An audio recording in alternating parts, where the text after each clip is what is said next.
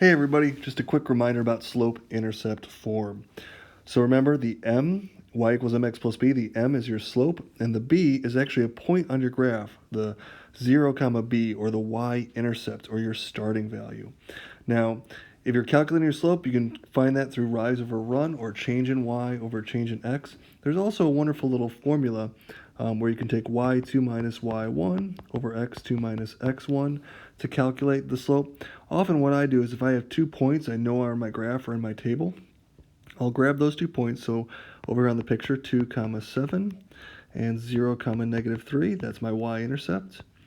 And so I can go ahead and subtract on each of these tracks. So my y-coordinates are on the right. I'm going to subtract those two numbers. 7 minus negative 3 is actually a positive 10. 2 minus 0 is actually 2. And so I get a slope of 5. So my m is 5.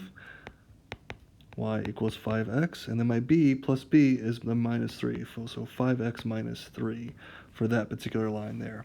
One unique part about slope-intercept form, like you saw on the homework, was what if your intercept is actually at 0? So you could have something like y equals 2x or negative 2x. So y equals negative 2x. That would have a y-intercept of 0 and a slope of negative 2 down 2 over 1, down 2 over 1, and then repeat that over and over again. And up to left 1 would also work. Up to left 1, up to left 1. And there's a negative slope going down.